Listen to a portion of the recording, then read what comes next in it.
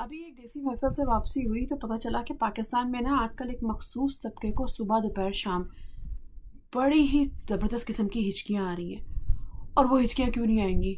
सुबह दोपहर शाम रात इतने अजीम शान अल्फाज में सारे ओवरसीज़ पाकिस्तानी इज्तिमाई तौर पे उनको याद जो कर रहे हैं, और वीकेंड पे तो ओवर टाइम भी लगा रहे हैं। अब वो किन अल्फाज में याद कर रहे हैं वो अल्फाज तो मैं नहीं कह सकती, लेकिन हाँ उसकी वजह तस्मिया पे हम बात कर सकते हैं। और जो लोग याद किए जा रहे हैं उनको थोड़ी सी हाय हेलो भी की जा सकती है। सबसे पहले तो ख्वाजा आसिफ साहब, ख्वाजा आसिफ साहब, आप तो सादे बर्दाश्त नहीं होते, लेकिन जब इस किस्म की चबले मारते हैं ना तो फिर तो आप बिल्कुल भी बर्दाश्त नहीं होते।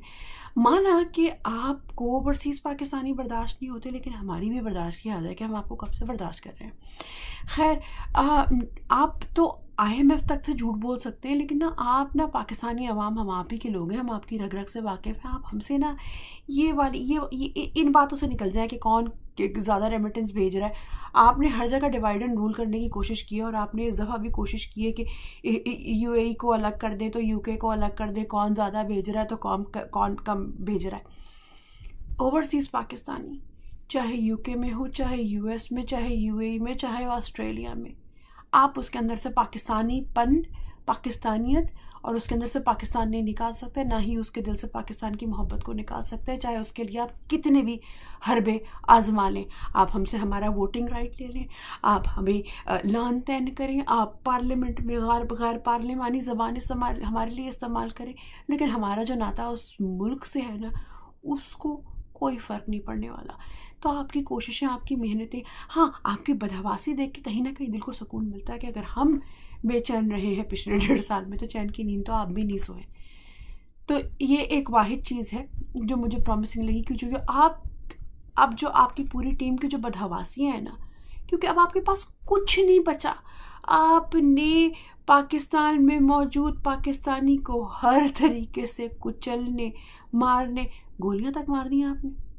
तो अब जब आपसे वो कंट्रोल नहीं हुए, आपको ये लगा कि आपने इमरान खान पे बैन कर दिया, आपको ये लगा कि अब ओवरसीज़ पाकिस्तानी आवाज़ उठा रहे हैं और इनकी आवाज़ से थोड़ा बहुत हलचल मच रही है दुनिया में, तो आपने कहा कि इनके ऊपर अब अटैक शुरू कर दो, इनको इनके आपस में रीजनल डिफरेंसेस डाल दो कि UAE ज़्यादा पैसे भेज रहा है तो US कम भेज रहा है, तो फलाना ज़्यादा भेज रहा है तो फलाना कम भेज रहा है।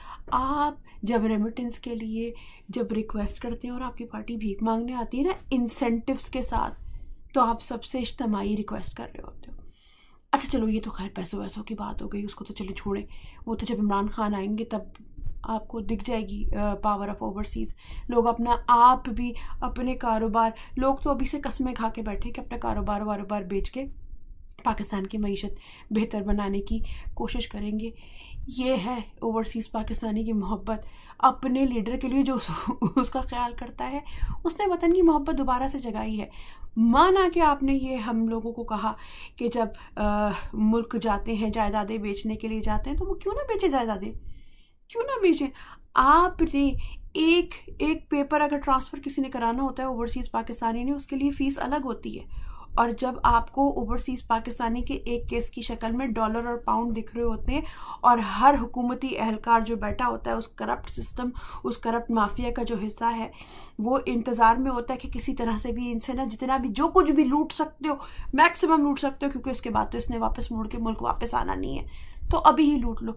तो अपने बूढ़ों ने, हमारे जो माँ बाप, दादा परदादा ने जो अपनी हड्डियाँ, अपना खून घोल के हमारे मुस्तकबिल की खातिर जो ज़मीनें जायदादें बनाई थी, हमारे लिए रखी, या तो हम भत्ता माफिया के हवाले कर दें या वो आपके हवाले कर दें। तो ये तो नहीं होने वाला ना। तो फिर तो इंसान यही कहेगा कि चलो बेच बात के अपना वाइंड अप करके चलो, क्योंकि बुजुर्ग नहीं रहे। और दूसरी चीज़ जो आपने ये तदफीन वाली बात की है ना, या आप सच सच बताएं, आपने नवाज़ शरीफ पर डायरेक्ट अटैक किया है ना।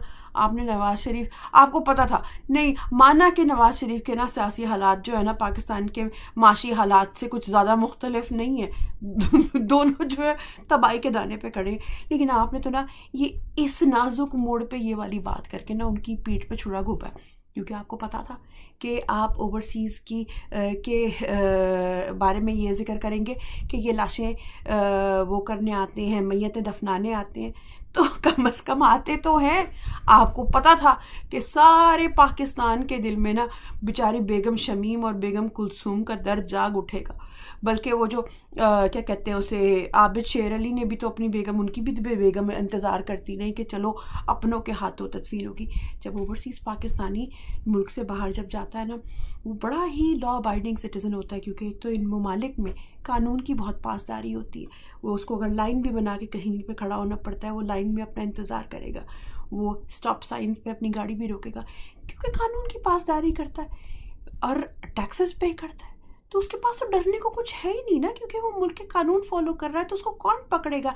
अब पाकिस्तान की तरह कानून थोड़ी है कि अगर ट्विटर पे ट्वीट करने के चक्कर में आप जो है बिठा के बंदों को हफ्तों हफ्तों बिना किसी केस के, औरतों और बच्चों को उनके घरों में जो है रेड करें और उठा के ले जाएं किसी को भी।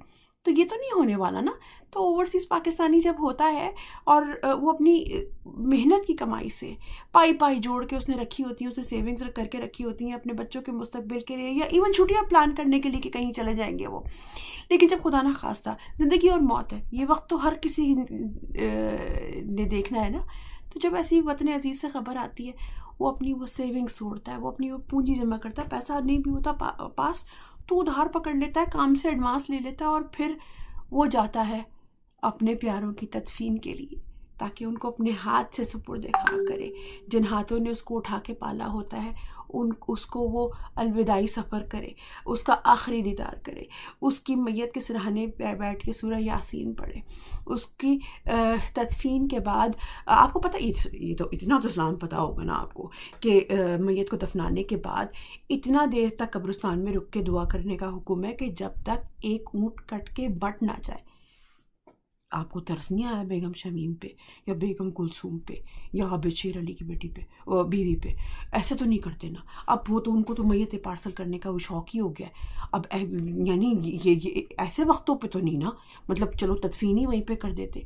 ऐसे तो कम से कम बंदा ये वक्त ये बंदा खुशी में तो सब साथ देते हैं, ये वक्त होता है अपनी हकीकी वफादारियाँ निभाने का। मैं तो कहती हूँ कि बल्कि उनको चाहिए कि जिस तरह से वो मैयत पार्सल करते हैं ना, उस तरह सियासी तो जनाजा उनका निकल चुका है। मेरे ख्याल में आप उनके बिहाफ पे ना PDM की तदफीन कर दें, और वो वहाँ पे ना कोई गायबाना नमाज जनाजा वगैरह और सदका खैरात वगैरह कर देंगे तो बैलेंस हो जाएगा। अच्छा, ये वाली बातें आप सब करते हैं, और उसके बाद ना आप रेमिटेंस के लिए भीख मांगने भी पहुँच जाते हैं। मतलब आपको शर्म आप ही का शर्म, लेकिन नहीं, आपसे पूछने पे तो मज़ा भी नहीं आएगा ना, क्योंकि सबको पता है इसका जवाब ना आए, कि कोई शर्म, कोई हया, कोई एथिक्स, कोई ग्रेस किसी में भी नहीं है। आपकी पूरी पार्टी में से किसी में भी नहीं है, तो पूछ के क्या वो करूं। इसीलिए इसीलिए आपके लिए सिर्फ एक बात कहूँगी, रोएं, पिटें, चीखें, चिल्लाएं, कुछ भी करें, हमारी वफादारियाँ पाकिस्तान के साथ थीं, PTI के साथ थीं, हैं और रहेंगी। अच्छा, ये तो हो गया।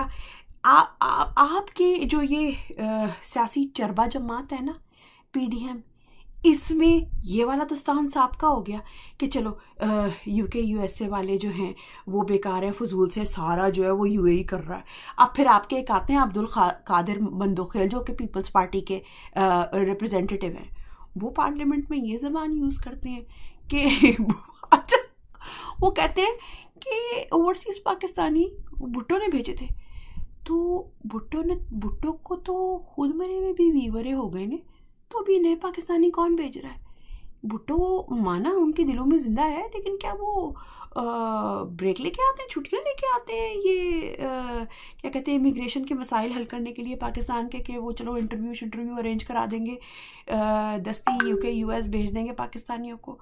तो कुछ इस किस्म का उन्होंने खांचा फिट किया हुआ है कि जिसकी वजह से वो जाते हैं। उन्होंने जो बंदे भेजे होंगे उनकी तो मेरे ख्याल में उनकी भी हड्डियाँ भुट्टो के साथ गल चुकी होंगी। तो आपको ये लगता है कि कोई पाकिस्तानी इस काबिल का नहीं है कि वो अपने बलबूते पे कहीं और मुल्क से बाहर पहुंच सके या कुछ कर सके? तो आप तो वो तो इधर तो ख्वाजा साद रफ़ीक जो है सॉरी ख्वाजा आसिफ जो है, वो ये कहना चाह रहे हैं कि सारा जो है वो सपोर्ट UAE से आती है। उधर पीपल्स पार्टी वाले UAE वालों को कह रहे हैं कि भाई इनके तो हाँ भुट्टो साहब ने भेजे थे, तो इनके वो कैंसिल करो, इनके डॉक्यूमेंट, इनका पेपर वर्क, इनके शनाख्ती कार्ड कैंसिल करो। तो आपस में कोऑर्डिनेट नहीं करते आप लोग, आपस में एक दूसरे से बात नहीं करते। एक की गंगा यहाँ बह रही है, दूसरे की गंगा वहाँ बह रही है, मतलब, और बीच में क्या धोए क्या निचोड़े। मैं आपको फिर मुखलिसाना मशवरा दे रही हूँ कि भाई देखें, माना आप इलेक्शन से ना, आपको पता है कि आपकी सब दोनों पार्टीज़ की जो है ना पॉलिटिकल सुसाइड कर चुके हो आप अवाम में निकलने के काबिल नहीं हो। आपको तो ना आप अल्लाह रहम करे, जब आप मुल्क छोड़ के भागेंगे, और जब आपका तो पार्टी का रिवायत है ये कि मुल्क छोड़ के भागना, तो मैं तो ये सोच रही हूँ कि जिस मुल्क में आप जाएंगे, आपने तो कहीं भी अपने आप को मुंह छुपाने के लिए नहीं छोड़ा ना। पाकिस्तान में तो आप खैर निकल नहीं सकते, लेकिन अगर बाहर मुल्कों में भी निकलेंगे तो आपका भी हाल वही होगा जो एवन फील्ड्स में होता है। आप कहीं कहीं से तो मतलब ताल्लुकात बंदा अच्छा करके रख लेता है ना, इस्तवार करके रख लेता है। तो आप मतलब अपने फैक्ट्स एंड फिगर्स और स्टैट्स वगैरह अगर सही कर लें तो शायद आपकी थोड़ी बहुत फेस सेविंग हो जाए। रही बात ओवरसीज़ पाकिस्तानियों के जवाब की और उनकी हुब्बुल वतनी की, इसका जवाब तो आपको इलेक्शन में ही मिलेगा। ठीक है, आपने हमारा इलेक्ट्रॉनिक वोटिंग का राइट आपने ख़त्म करवा दिया, लेकिन जिस में इतनी हैसियत है कि वो पाकिस्तान जा सकता है, वो जाएगा और आपको आपकी इस बात का जवाब देगा कि पाकिस्तानी किन किन जो है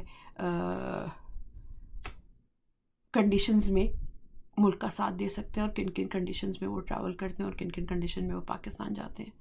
जहाँ लोग अपनों की तदफीन के लिए नहीं जा पाते, वहाँ पे ये पाकिस्तानी वोट डालने आएंगे। अगली मंजिल हकीकी आज़ादी।